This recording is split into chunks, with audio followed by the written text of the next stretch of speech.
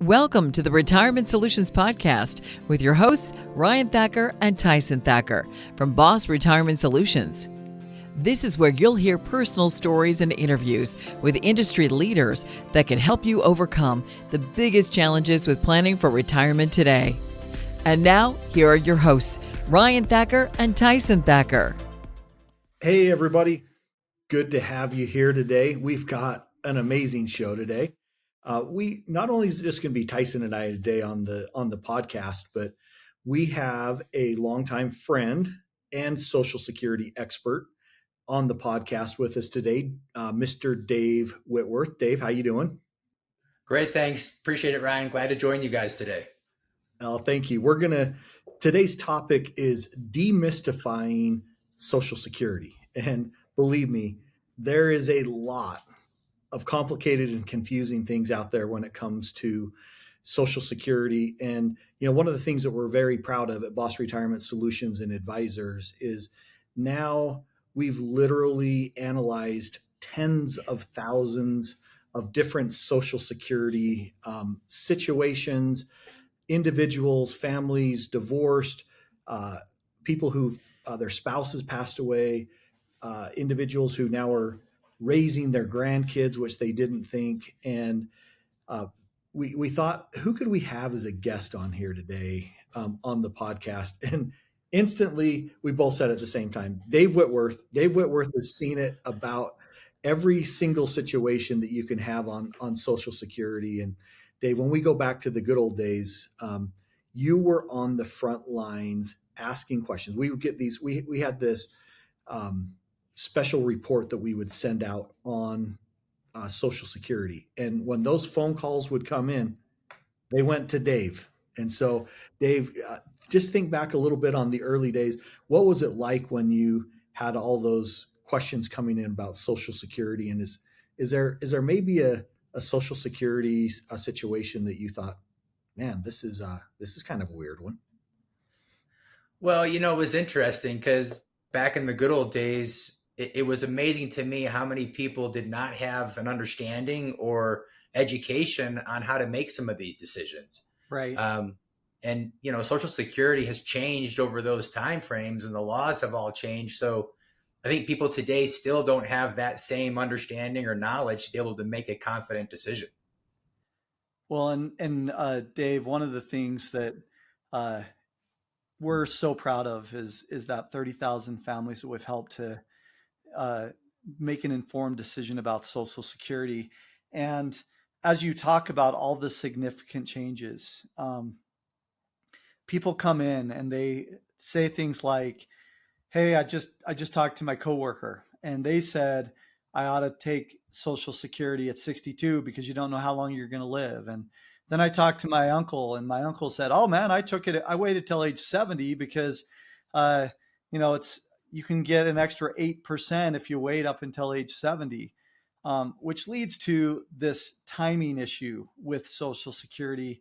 How does timing relate to taking Social Security with the rest of your overall plan in retirement, and in this case, the B.O.S.S Retirement Blueprint? Yeah, I love the description that you gave there, Tyson. I mean, the water cooler conversation, right, is usually what dictates when people should take Social Security. But as we've helped so many people understand this with confidence, there's probably three areas where people need to consider their timing. One, how long are we going to live? And we don't know longevity, right? But that's one of the major factors as to when we should take Social Security. In addition to that, how it coordinates with your other retirement investments and your other assets that are out there, because the coordination of those things are so important. And we probably can simplify it this way too, Tyson, that need and circumstance is probably going to trump all of those other reasons. And it's just so important to look at your individual situation so you have an individual claiming strategy. In other words, what you're really saying is we don't look at Social Security on its own. We look at it in context of everything else they have too, right? Absolutely. That's probably one of the biggest mistakes people can make is look at it in a vacuum and make a decision just based on the numbers they see in the letter they get from Social Security. I asked you the question, Dave, what was kind of a unique situation or one of the craziest scenarios that you've ever seen? I was just thinking, of my favorite one, which was literally a lady raised her hand in a public event one time and said, "I've been married 9 times. Which which former husband can I claim my Social Security spousal benefit on?" And the whole room kind of stopped and turned around and looked at her, and it was just kind of one of those awkward moments. But guess what? We dove in, we researched it for her, we found what was going to be the best scenario. And there's some, checklists that you go through. And I think the lesson there is you can't take it at face value. Everyone's situation is unique and individual. As you've literally talked with thousands of people, over the last dozen years, what are some tips and advice that you would give to those who are thinking about how do I take my Social Security? Where should you start? Well, I think it's important that individuals or households, couples look at their situation together. I think so often people just look at their own lane and they decide with their own lane when really there might be an age difference between a husband and a wife. There might be, opportunities for a spouse to benefit from what's called spousal benefit and increase what they have over their own earnings. And so there's also family max situations where there's dependent children, be it adult or dependent children in the home. And it's just so important to look at all of these aspects before making any final decisions. That's really good, Dave. In fact, I want to drill down on one of the pieces here for just a second. You mentioned spousal benefits. And so often we have a couple walk through our door and one of them says, "Hey, I spent most of my life raising a family, so I don't have my own benefit." And they don't recognize that they have an opportunity for spousal benefit. So I want you to talk about that. And secondly, how do other spousal benefits work? Say, going back to Ryan's example of somebody who had been married 9 times, somebody who's been divorced and now remarried or just stayed divorced. Yeah, I'll tell you, the question was asked earlier, what's one of our favorite situations we've helped people to look at? And I think the relief or the excitement that comes across somebody's face when they hear they have a benefit available to them, even though they haven't worked outside of the home because they weren't aware of it. And so I think that's one of the greatest experiences we can have, is to help people understand there are additional income streams in retirement available to them. I would say, though, spousal benefit is probably one of the most misunderstood strategies out there, because if you understand it, you think it's half of whatever the higher wage earner is receiving.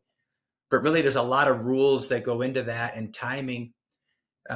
And depending upon when you take it, it's up to 50%. And so it's important to look at how to utilize that strategy.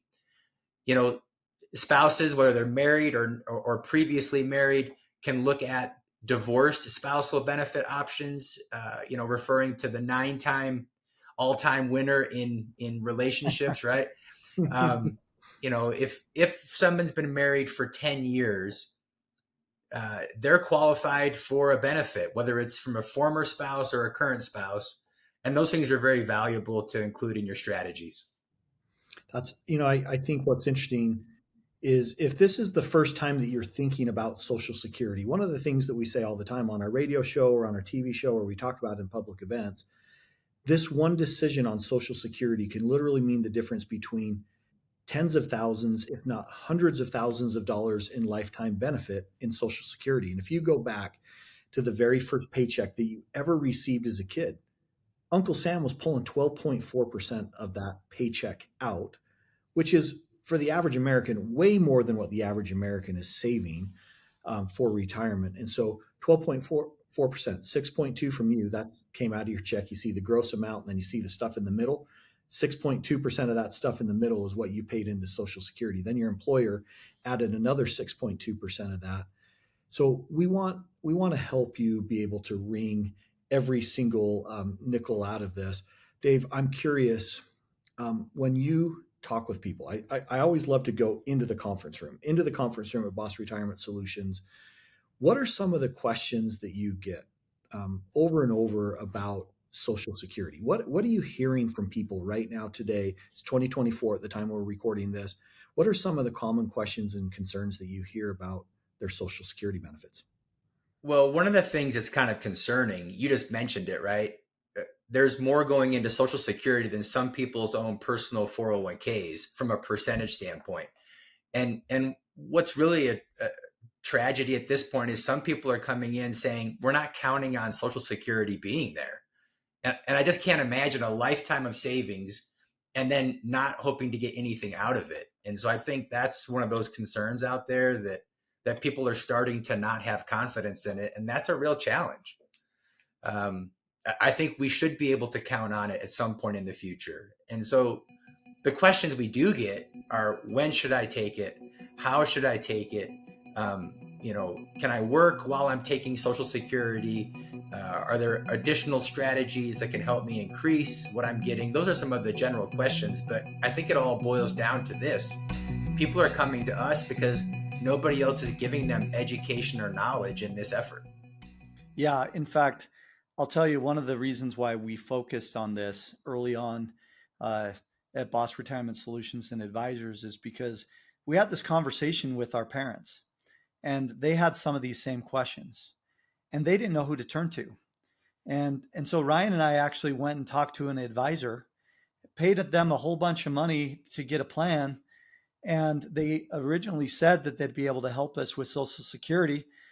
But when it really boiled down to it, they said, oh, you can just go talk to Social Security. Well, the reality is that those Social Security employees, everyone I've ever met, is underpaid and overworked. And they are not, they're specifically told, hey, look, you don't know everybody's financial situation. You don't know how big their pension is. You don't know how much they have in 401ks or IRAs. So you can't talk about strategies that are going to help them. You can only just tell them what their full retirement age is, as an example. And so there's all these people that get frustrated.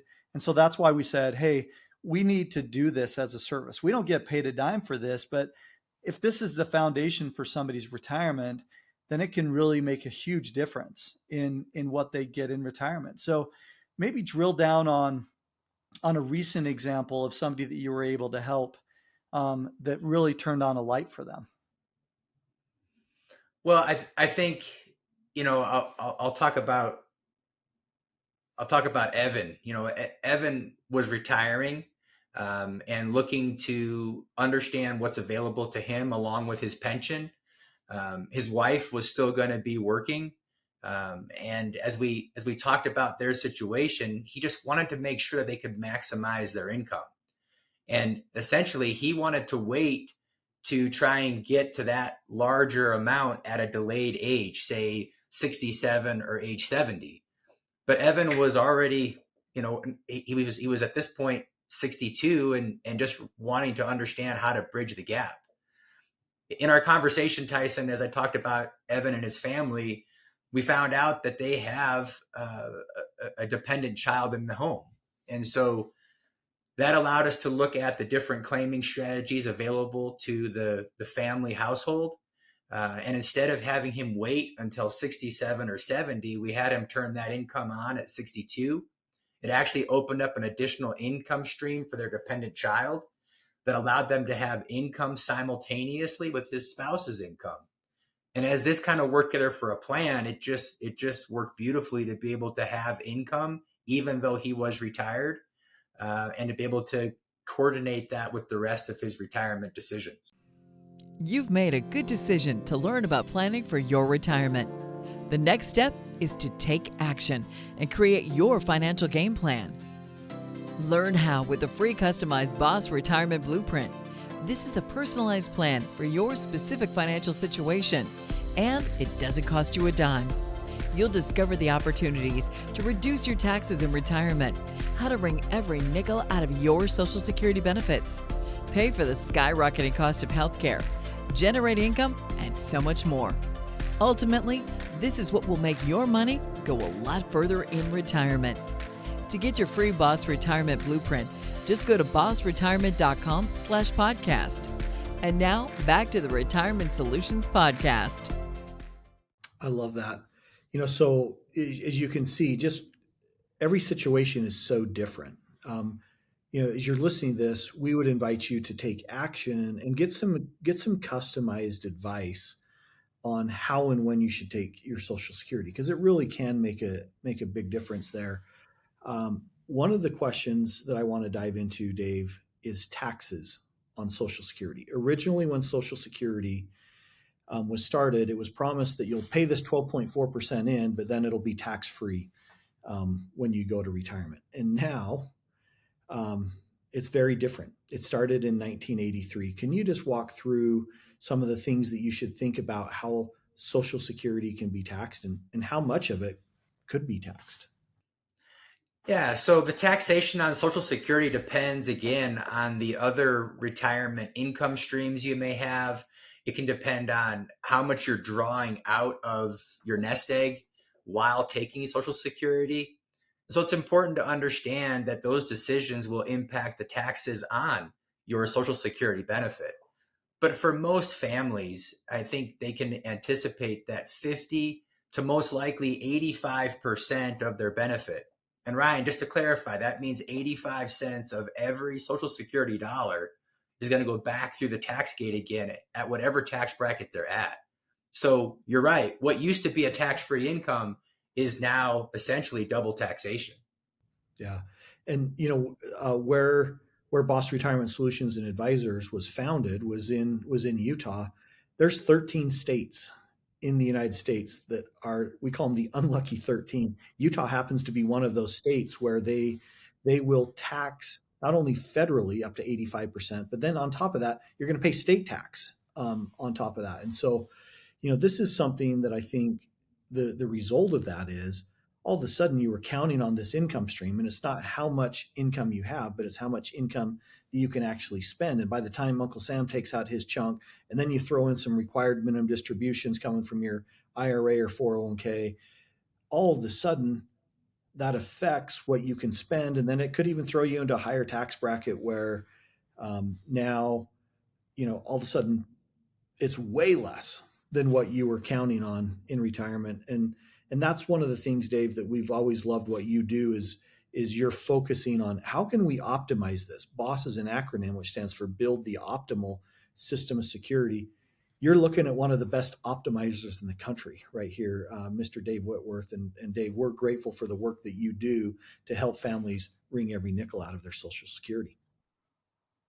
Yeah, thanks, Ryan. I appreciate that. I mean, without fail, if you walk into a conference room and you want to know what the number one concern is for retirees right now, it's taxes, because they didn't understand, the cascading tax impact of how all of this coordinates together. So it's so important to understand how it works for each individual.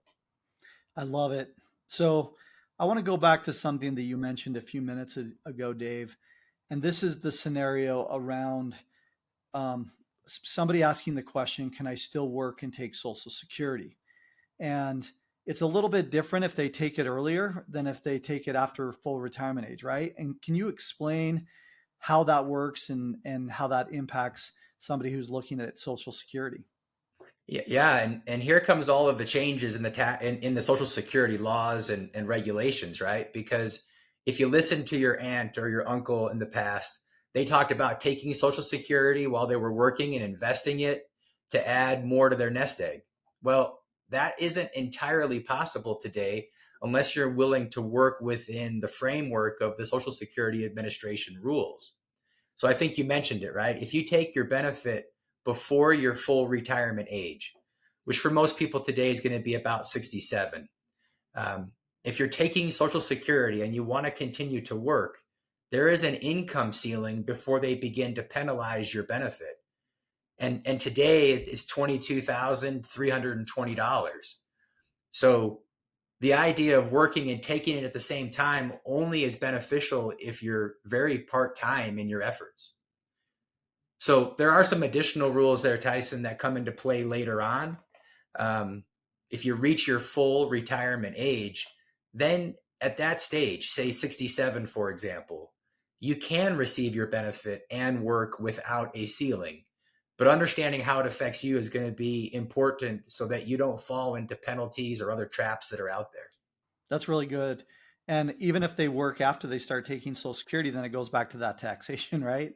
That they have to be aware of. And that's why we have to look at this in full context of the entire income picture instead of just focusing on one aspect of Social Security. So, one other question that I have about that I want to have you share as it relates to working. So, um, a common question that we get is somebody comes in and the spouse may have almost enough credits, and maybe you can explain credits before you answer this question. But then they say, well, what if I went back to work for a couple of years so that I can get enough credits for Social Security? What does that look like? And how would you explain that to a client? Yeah, so Social Security is earned over credits or quarters of your lifetime earnings. And generally, Social Security is created over a 35-year time frame. However, you can qualify for the initial benefit with 40 credits, which amounts to about 10 years of employment. That employment doesn't have to be full time, but if you have 10 years of employment, generally you can earn a personal Social Security benefit. So, Tyson, to your question about trying to go back to work to earn enough to have a personal benefit, is one we get actually frequently. And if it's a married couple and you have a higher wage earner that has their benefits locked in and they've been working for a longer period of time, the spouse may say, how will it benefit me to go back and increase this? Well, again, it's going to be unique to their situation, because is it going to be enough for a personal benefit to exceed what could be available through a spousal benefit? And so we help people look at those scenarios. Sometimes you're just a few quarters away, and 6 months might do it. Then, of course, that might make sense. But in other times, the personal benefit may not even exceed what is eligible through a spousal benefit. So it's important to look at those details. You don't want to do this by yourself. There's a lot of things you can do as a do-it-yourself project. This is not one of them. Dave, I want to talk about the process a little bit. The Social Security analysis that you do with each individual client that you meet with. So let's say that I'm 63 years old. I know enough about Social Security to be dangerous, but I really want some advice. Can you explain what the B.O.S.S retirement Social Security analysis is, what it does, and how it can help potentially help you see all the ways you can optimize your Social Security? Yeah, absolutely. So the Social Security analysis is a great tool. And essentially, it's an educational piece to help give the individuals confidence when they're applying for their benefits. And what the Social Security analysis does, Ryan, is it allows individuals to look at their specific full retirement age benefit. Now, Social Security calls this the primary insurance amount, but allows us to take that primary insurance amount and generate all the different strategies that are available to an individual or a couple for claiming strategies in their future. So we get to look at what the options are, be it early, at full retirement, or delayed. And the education that we can provide will allow them to make the best informed decision. And then it assists them in the language when they're applying and claiming through the Social Security website. So it's a great tool for foundational income. I love that. It's kind of like if I were to say that's the easy button, right? Absolutely. Instead of just going hours and hours of research and trying to figure out all these different pieces in one 29-page report customized to your benefit, you can really have the knowledge and the all the different math that's there to help you make an informed decision. I love that. Thank you, Dave. So, Dave, last question before we wrap up today. Is there anything else that you'd want to share about Social Security or that someone ought to know if they're listening today that's really going to help them to do the best that they can with their Social Security as they're entering in retirement? Well, I think, Tyson, in summary of the conversations we've had today, it's just so important to look at this as a part of a plan. So often I think people will look at it as an individual income stream and not have it coordinate or communicate with anything else that they're doing. And I just think a holistic effort is essential as we look at trying to, number one, optimize the income for them and their lifetime. Number two, to not open up additional tax trapdoors or cascading tax efforts, and essentially to be able to understand how it's going to help them as a portion of their income stream to maintain their lifestyle throughout retirement as it relates to the rest of their investments. So I think just having a plan, Tyson, is the most important thing someone should learn from this conversation today. One quick question. How does this all relate to Medicare? How does Social Security income relate to someone's Medicare premiums? So now you're going to bring into another ball of wax here, huh, Tyson? So it's important to understand that there will be a time where Medicare premiums are taken out of the Social Security paycheck. And so it's part of what Ryan talked about earlier, right? It's less than what we thought we were going to be getting. And so it's important to understand how those two programs relate. And essentially, I mean, if you think about the entire retirement effort, Medicare premiums can be affected by the income, the claiming strategies, and the other withdrawals you're making from your retirement plan. Dave, this has been awesome. And I mean, we just really scratched the surface, right? I mean, when you look at this, these are some of the big overreaching topics, but the best way that we could recommend is have some customized advice. Whether it's talking to someone like Dave Whitworth, or just talking to someone that has the knowledge, power, and most importantly, the tools to simplify it so that you can take action. We would invite you to consider that. And Dave, I think there's a lot of professions out there, educators and our teachers that really help raise the next generation. We've got doctors that are healers. And then I think there's Dave Whitworth, the real retirement advisors out there that are looking holistically. I love what you said about the holistic planning, because it's not just about investments. It's about how do I take my Social Security? How do I minimize my taxes? How do I make sure that I have a plan to get me to and through retirement? And we just want to commend you, Dave, for the good work that you're doing. A lot of people are really concerned about retirement, and they're concerned about what's going to happen. I don't want to be 85 years old, full life, and flat broke. And these are topics that weigh heavy on individuals' mind. And just want to congratulate you, Dave, for the great job that you do. And we're grateful for your service and your dedication to helping retirees retire with confidence. So thanks for being on the show with us today. Thanks, Ryan and Tyson. I appreciate it. And it's great to have the opportunity to help people to have relief and confidence when they make these decisions. Dave, thanks again.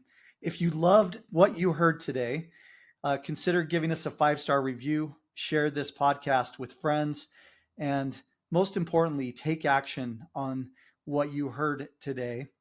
Whether it's you taking action coming in to see us at B.O.S., or whether you take next steps as far as even just printing your most recent Social Security statement.